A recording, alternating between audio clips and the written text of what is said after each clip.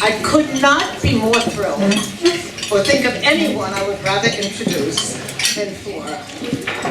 Fleur and I met about 3 years ago, just before COVID, thanks to Sarah Manning's introduction, and discovered that we had a strong mutual interest in improving the education received by Palestinian children. Fleur wanted to make sure that the Arab citizens of Jerusalem got a decent education so that they could have productive lives, good jobs, etc. And I had just become in charge of a project among the Jewish NGOs in New York to try to change the UNRWA school books, which were appalling and taught nothing but murder and jihad. So, what we both wanted was to have Palestinian children stop learning hate and jihad. Then COVID struck. We have not seen each other since then, but I have followed Fleur's wonderful career even through COVID, and I know that since the Abraham Accords, which I was delighted to see come to fruition, as I'm sure many of you were, since the Abraham Accords, she has set up a Gulf Israel Women's Forum and the UAE Israel Business Council. So we are very fortunate to have her speak to us, and as I said, I am thrilled to know her. Thank you so much.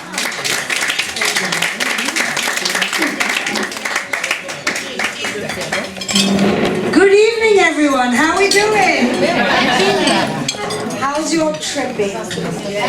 It's wonderful, wonderful to be here, especially in an event of women leaders. You are my people.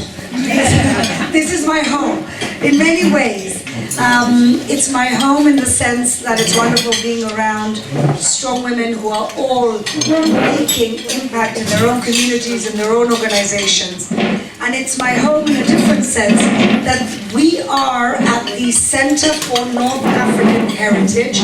I'm originally from Gibraltar. My mother's originally from Morocco.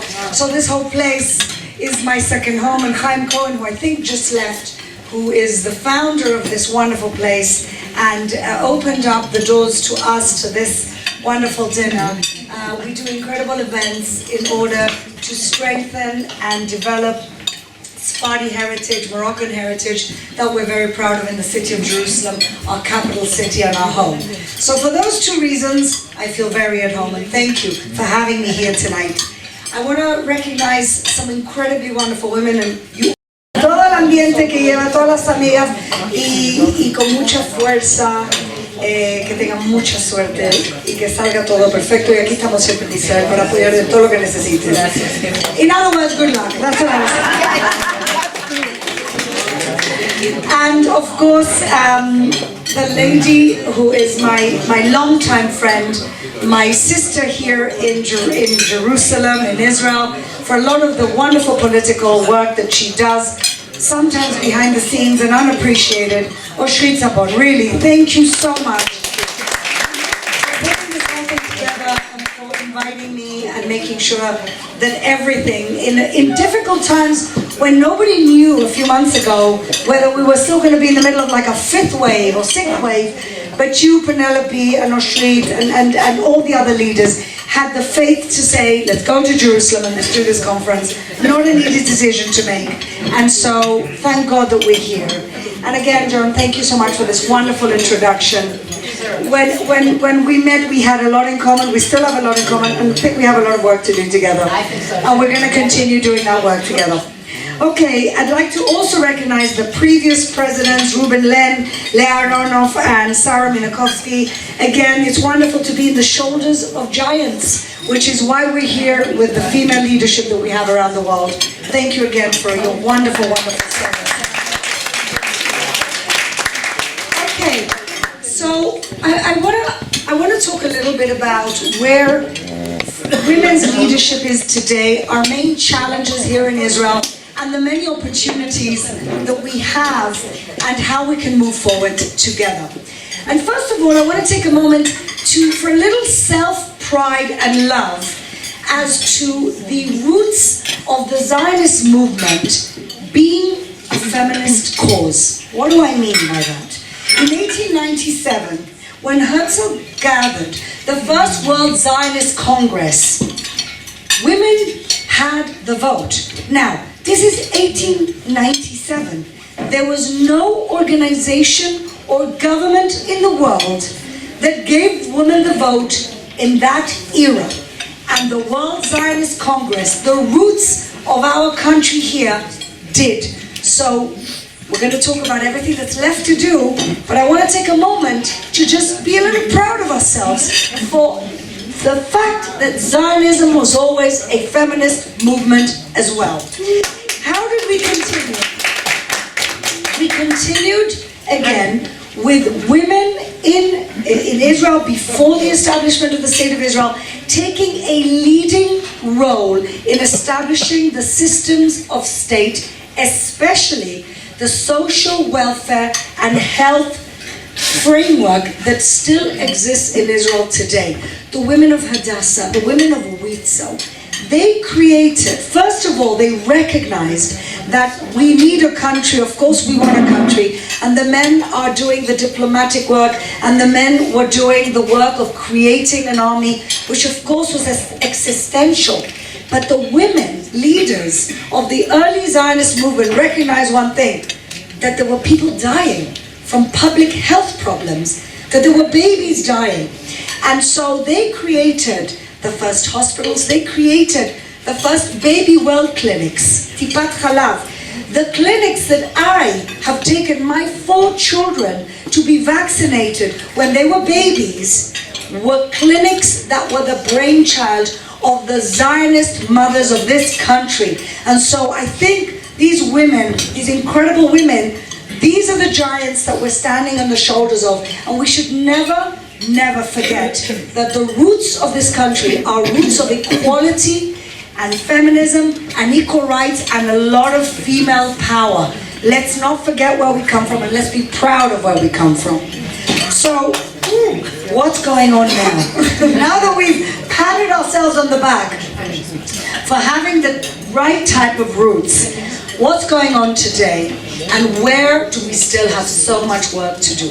So I'm one of these people who believe that until we have 50% of women in all decision-making tables, we will not have a balanced world. Because diversity, especially gender diversity, makes for better decisions. Now, I don't believe men and women are the same. We're different. We need that balance. That balance is how we create balance in the world. And so, how is Israel doing with this? Well, let me just tell you, from being the 6th or 7th country with a woman prime minister, we now have 27% of Knesset members are women. That's not good enough. Let's look at my arena, local government. In local government, we have 19% of women as city council members or deputy mayors like me, or mayors. That's not good enough. So we still have so much work to do. We're proud of where we came from, but the fight is not over. So what else is going on? Where else do we need to focus our attentions on and think about the future? So let me talk a little bit about Jerusalem, because Jerusalem is a microcosm of Israel and, in a way, the Jewish world. And it's also the laboratory for all the incredible models that we can develop together to make society better. So let's just talk 1 second about the demography in Jerusalem. Jerusalem's demography is the most diverse in the country. It's double the diversity of the country. What do I mean by that? So in the country there are 2 main minorities. That is the ultra-Orthodox population, the ultra-Orthodox Jewish population, Haredim, and the Arab population of the country. Now in the country, the ultra-Orthodox are 12-13%. In Jerusalem, 25%, double. In the country, the Arab population is 20%. In Jerusalem, 40%, double. So we have double the intensity, but we also have something else.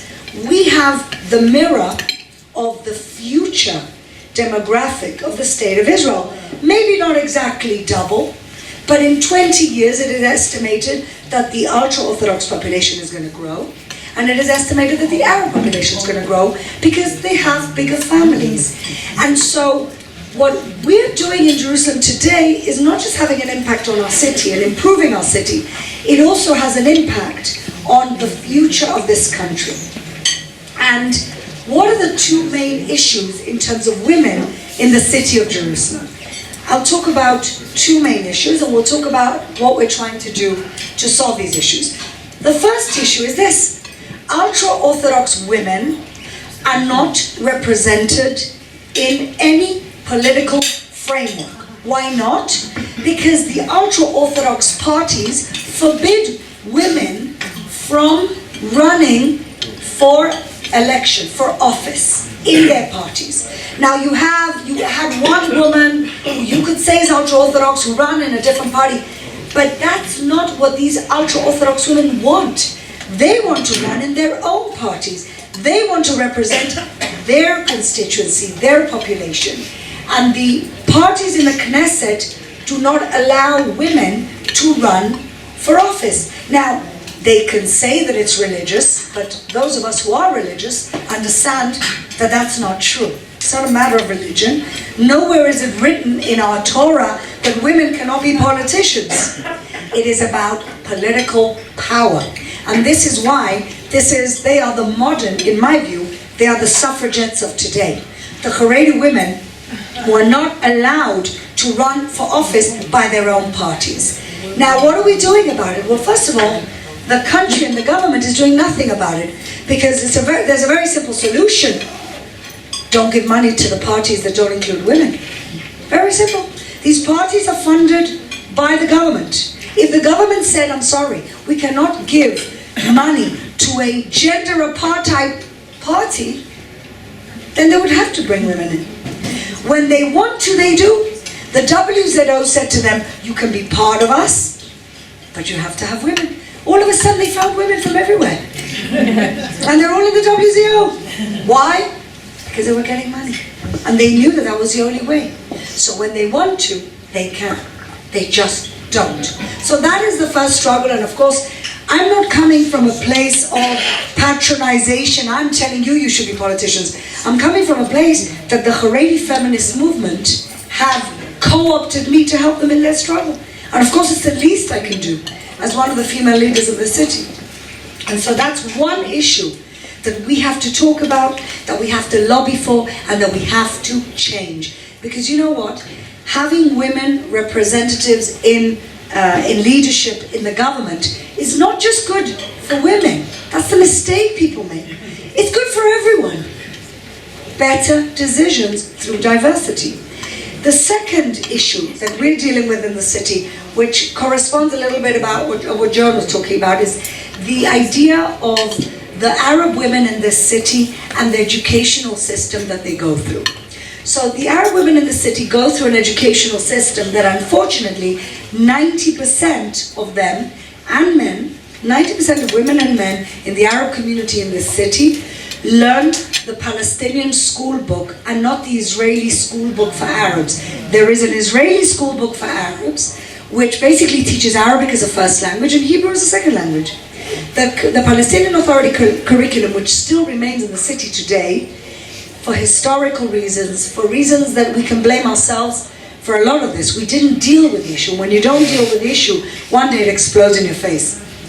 And so what happens is they learn a very toxic school book, which is what you were talking about earlier, which of course teaches incitement, hatred, complete denial that Israel exists, and a obsession with the right of return, which of course means the destruction of Israel. But what happens is that when these kids graduate, it becomes a gender issue because the boys find work, the boys go out to work and they learn Hebrew. This curriculum does not teach them Hebrew. The boys learn Hebrew when they go out to work, and they have to work. But the women get married younger and they have children, and by the time they go out into the workforce, they will never learn Hebrew. And you could have a woman who's a genius and she's changing sheets in a hotel room because she's been given no opportunity to do anything else with her life. And this to me is a travesty. And the net result of that is that Jerusalem Arab women have the lowest workforce participation, not just in the city, not just in the country, but in the entire Middle East.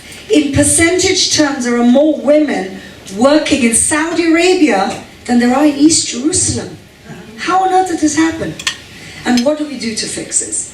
So what we're doing in the city of Jerusalem is bypassing the leadership and going straight to the women. We have programs for creating for women, entrepreneurship programs for small and medium-sized businesses, where we not only go through training and advice for opening a small business, we also connect them to small loans. And if one thing that we have learned from developing countries is, when you give a woman a small loan to open a business, she comes back with the business, employs other people, and she feeds her family. And the same philosophy we're applying for East Jerusalem to try and change the way of life, to better the way of life for all these women. And the needle is slowly moving, very slowly.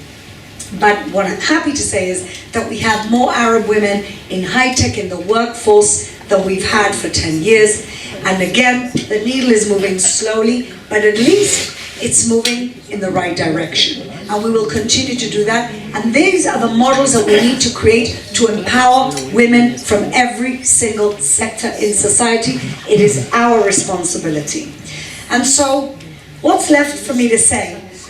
We come from very strong roots. We have an incredible future together, but we have to take the mantle, because only with smart female leadership like what we have in this room, we can make society better for everybody. We can bring equal opportunity for all our children, because we know that all our children is like our children, our own children. You give everybody equal opportunities and you immediately improve society. So thank you again for having me. It's been really a joy. And if anybody has any questions, I'm also happy to answer and make this more interactive. Thank you so much.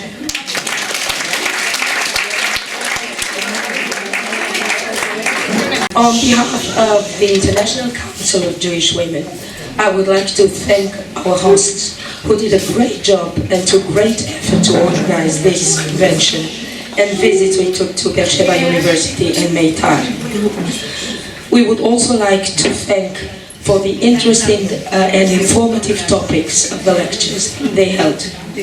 My special thanks to Sarah, providing medicine for me for my sore throat. And I quote her now: "Every Jewish mother needs a Jewish mother."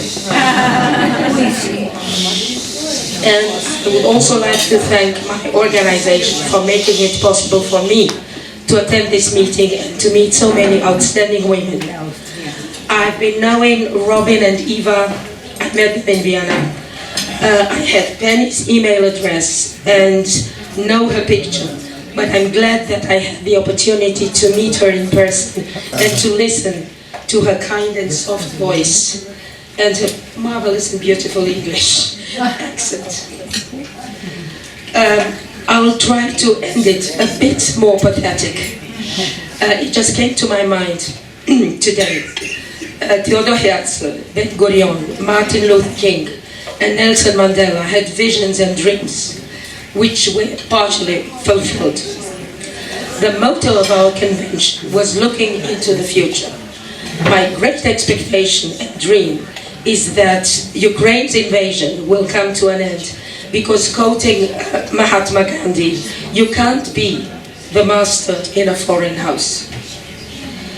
And since nice memories are the only place or land you can't be expelled from, I thank you for having had the occasion of meeting so many interesting, strong, and outstanding women, and so listen to their incredible plans and work. Thank you for those memories. A special privilege, and I'm so very proud to have been chosen to do together with all of you a toast to Israel.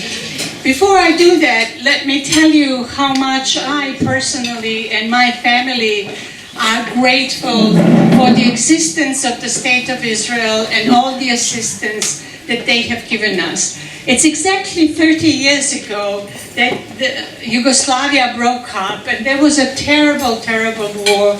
And my dad, who was a Holocaust survivor, said, just let's go, just let's go. Whoever left in time, he survived. And we looked at him. He never talked about Shoah. I was 36 at the time, and he never talked about it. So we didn't have the fear. He took my two boys. They were 7 and 11 at the time. And Baruch Hashem, that he did it because soon afterwards we were shelled like Ukraine is today, and they turned off our electricity and our water, and temperatures in the winter get -20.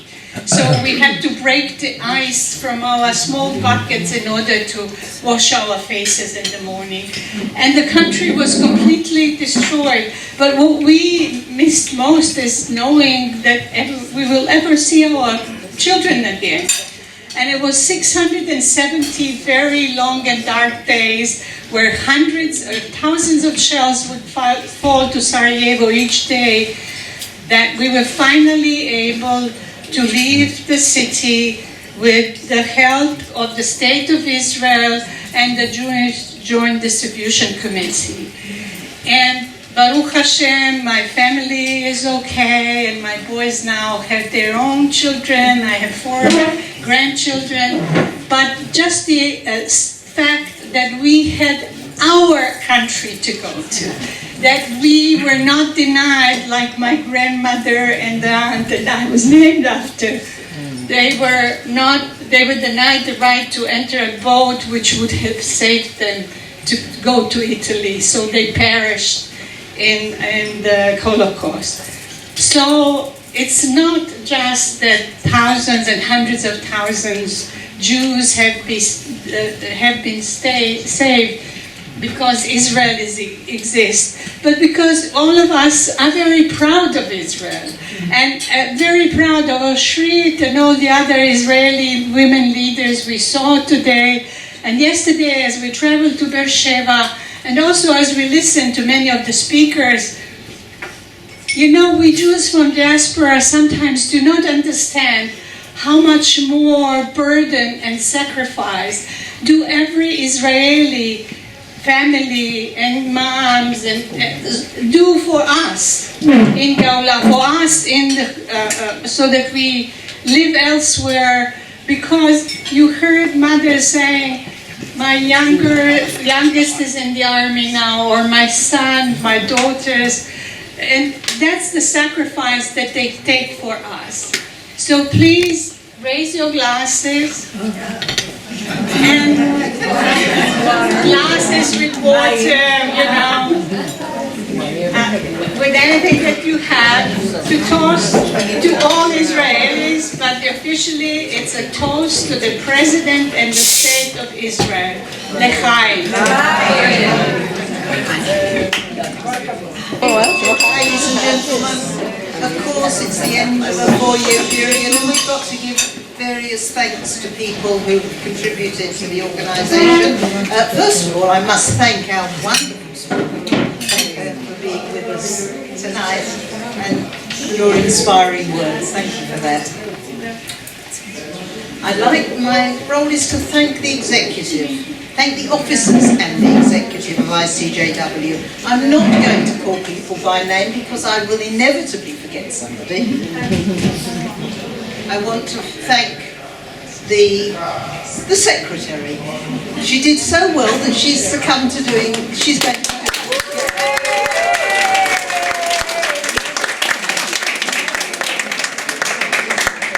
the treasurers. They're not with us. I wonder why. The vice presidents, there's 14 vice presidents of various countries around the world. Thank you to all of them. Everybody's had a particularly difficult time, as we all know, and it's going to be said several times more this evening, I'm sure. I'd like to thank the past presidents who have acted as mentors, both to our lovely president and to other people on our executive. I'd like to thank the regional chairs. I'm one of them. I'd like to thank the committee and programme chairs, their deputy vice chairs, the committee members. I also want to thank the representatives of all the various outside organisations, such as the UN. We're represented in 4 different countries, the UN. And there are other organisations such as the European Women's Lobby, the Council of Europe, the World Jewish Congress. I've doubtless forgotten some, but I apologise for that. I hope I haven't forgotten any particular group. Thank you all for your contribution in the last 4 years. It has been invaluable and has helped to keep our organisation together. In her position as the President of the International Council of Jewish Women, where she's had a 4-year term, served with great dedication and care. So, Penny, this is for you. Thank you. Honoured guests, ladies and gentlemen, if you're thinking, oh dear, not her again, please accept that I'm only President for about another half an hour, so this is definitely my last speech. My 4 years as President have not been comparable to that of any other President. It started so well. Executive meetings in Paris, then in Toronto, and then an inspiring European convention in Greece. There was also the opportunity to visit New York and attend the Commission on the Status of Women and meet with delegates from ICJW and the USA. Sadly, then COVID pandemic struck. Worldwide, we were confined to our countries and often to our own homes. This immediately brought to an end most of our volunteering, which is usually face-to-face, and also our advocacy, which again requires meeting with people in power. We moved to Zoom and WhatsApp, and this required us, as mainly ladies of a certain age, to swiftly become technologically savvy. This was very successful, and thanks to our Chair of Communication, Lilian, we held executive meetings by Zoom, and also several online seminars. It also meant that members from around the world could join in with special events taking place in other countries. It was lovely to see friends on screen, but as the past few days have shown, it is no substitute for meeting in person. We missed out on going for a coffee with friends, or just sitting in a corner and gossiping. We have just held 3 days of a convention, which did not seem possible 6 months ago. We opened with a reception at the Shalva Centre with our usual flag ceremony. Thanks to Oshrit for obtaining sponsorship from the Jerusalem municipality. We were treated to music from the world-renowned Shalva band, as you just saw, and from members, and with messages from members of the Israeli government. Our theme was looking to the future, and many of our speakers concentrated on this topic. We had a panel discussion on the situation in Ukraine and Central Europe, which included speeches from our affiliates in that area. This was followed by a fascinating talk by an international war correspondent who works for Russia Today. Not that everybody approved of that. In the afternoon, we had sessions organised by MANI, our Israeli affiliate. Their panel included speakers from various women's groups on the future looks bright for women. We then heard about the work of some of the organisations belonging to MANI and had round-table discussions. The next day saw us travel to Beersheba and visit Ben Gurion University. We had presentations from their Professor of Gender Equality and also the head of their new School of Sustainability. We were then treated to a very special visit to the border crossing at Meitar.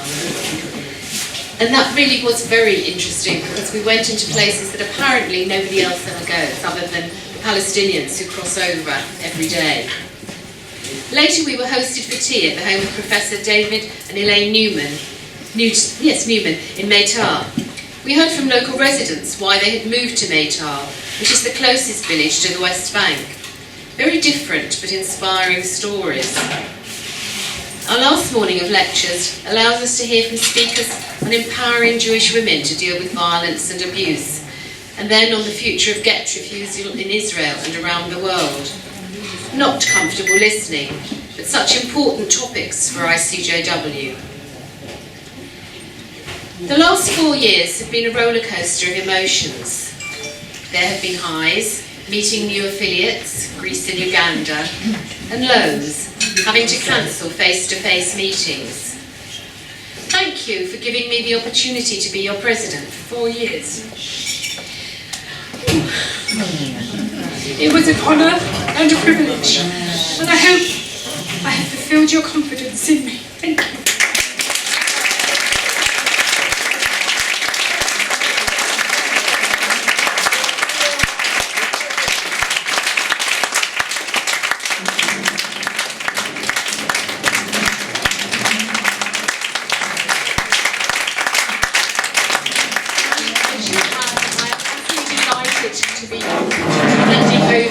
To Lilian Grinberg, who is much younger, comes from Mexico, and I think we're all delighted that one day we may actually again get to Mexico. So, good luck. Penny, I've got an opportunity now to right a small wrong. I think it was something like 19 years ago that Penny took over from me as president of the League of Jewish Women. And I was quite well organised, not as well organised as Penny always is, but I was quite well organised. And I had the various speeches and the thank yous and one thing and another. What had I not prepared? The welcome for the new president.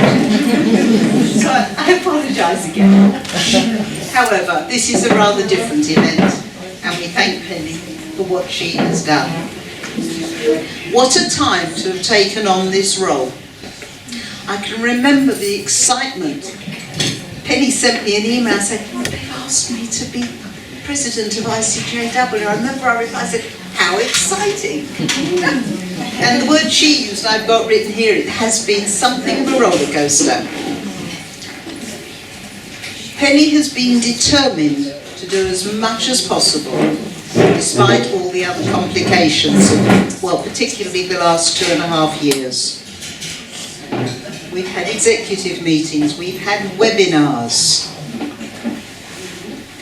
She's had all sorts of events. She's also sorted out a few upsets.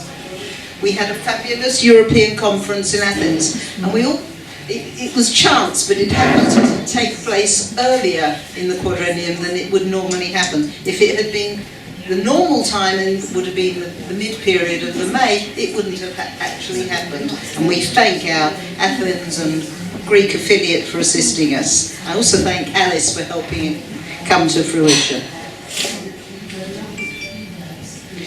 Every time we looked to organise the next event, the next executive meeting, the next conference, every time it had to be cancelled, every time people are going to be able to come, we're waiting for our vaccinations, we're waiting for our certificates. The only one that actually happened in any way that we might have hoped, but still on Zoom, was the Herzig seminar, which again was delayed. We did hope we were going to have it in May, but it didn't happen until November, and was really a super day thanks to our Israeli affiliate. Penny was determined that this convention would happen. She went forward in a very, very difficult situation. It could very easily have turned on us. As somebody said, there could have been a 4th wave, a 5th wave, a 6th wave that would have prevented it. And we must be happy also that the situation in Israel has permitted it. The convention you've attended has been almost entirely inspired by I should have a word here, shouldn't I? The topics of particular interest to her and the topics she felt would be of interest to all our members and all our delegates. She's itemised them herself just now. She's kept us together over the last 4 years. One thing I must say, Penny, to a large extent, has lost out on the thrill of being ICJW president. But also, I think, while she has been an ideal person for this situation, I think ICJW has lost out a little because they haven't been able to have the full Penny in the last 4 years, and I think that's a sad thing for the organisation. We must wish Penny all the very best for the future. She's taking on a new role later this year. All being well, she's going to be a grandma.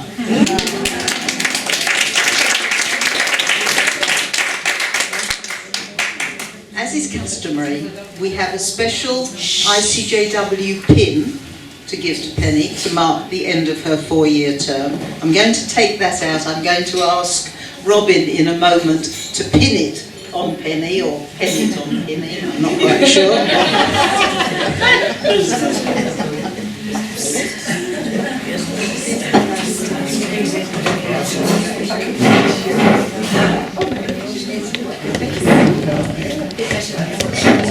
And also, the executive, as is customary, thank you all, and thank you, Penny.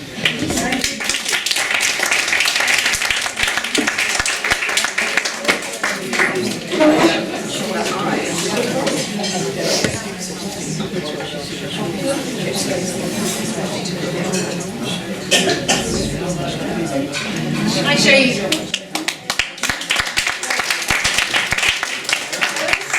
Those of you who actually managed to come to Toronto 3 years ago, you may remember that while we were there, I presented gold pins to Robyn and to Helen Marr at a reception at Helen Marr's house.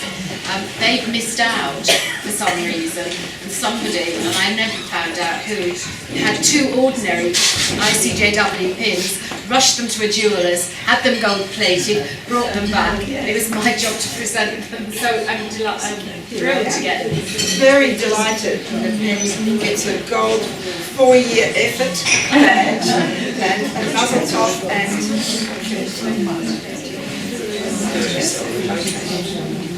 it's wonderful.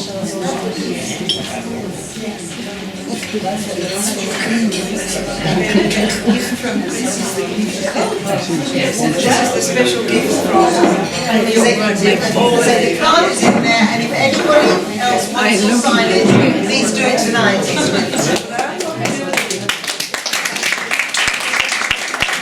Antique silver card case, which is something that I do actually collect. So thank you very, very much. I now have pleasure, I think tonight I'm getting all the good jobs. Sorry, Robyn, no.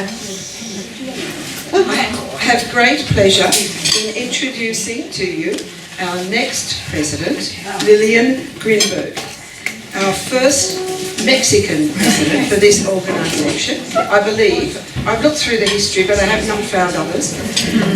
Just 2 words about her before we allow her to speak to you.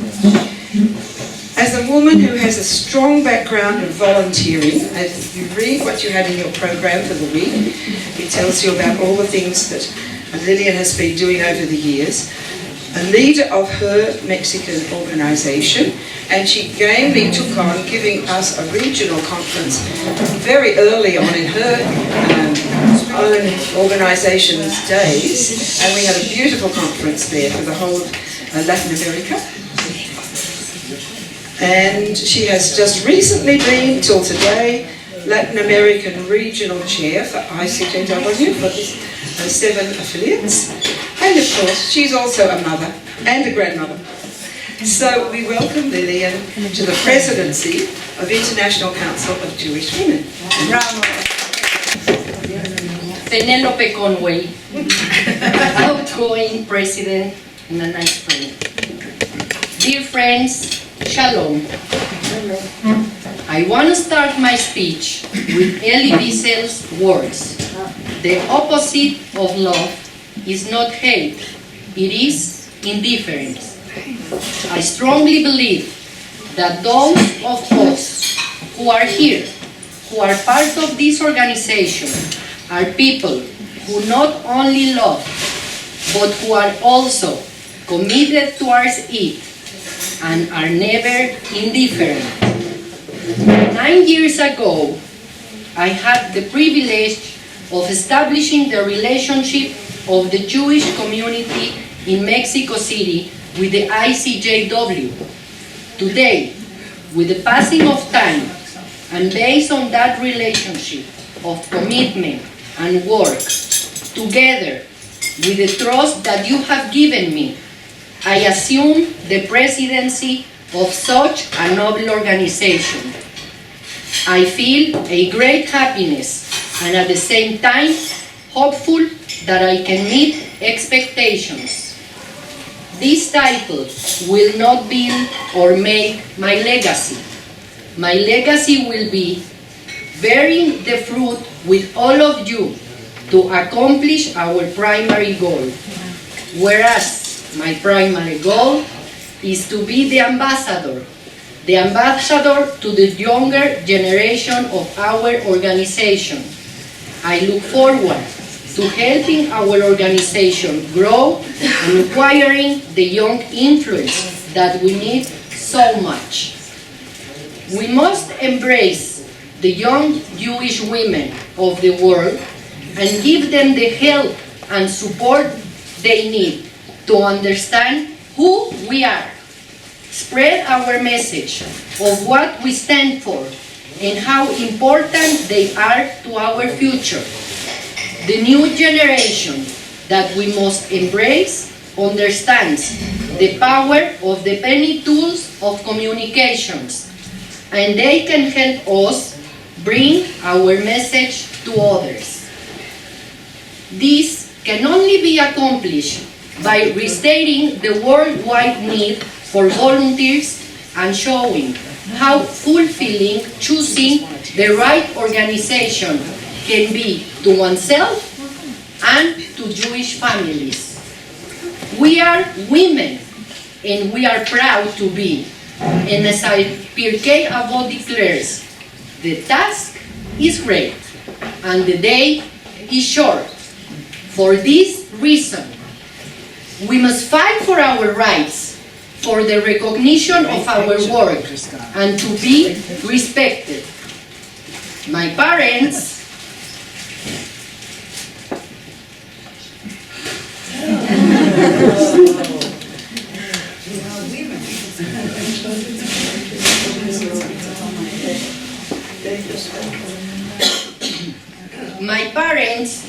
always instill in me that helping others is an inherent task in every Jewish life. Being part of the community is a commitment, and volunteering is in the DNA of our people.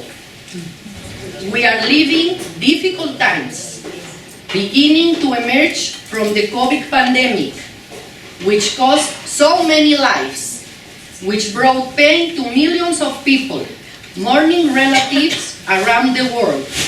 And now, this new war situation fills our eyes with images and our hearts with regret, because we believe that never again will be a reality.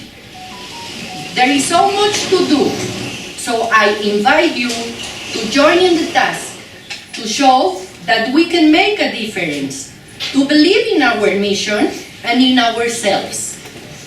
I am very proud to be the first world president from Mexico, and if we have learned anything from our history, it is that only through solidarity and being together will be able to survive any challenge. I see hope. I feel hope. We are in Israel, and Israel is about the Jewish people's return to history. There we are, masters of our own fate. My rabbi in Mexico says that we must pray as if everything depends on God, and we must act as if everything depends on each one of us. This is our task, our challenge. Let's not be indifferent. Together, we can make it happen. And last, but not least, we must unify and break barriers with the same objectives and one voice. Thank you. Gracias. Toda rara.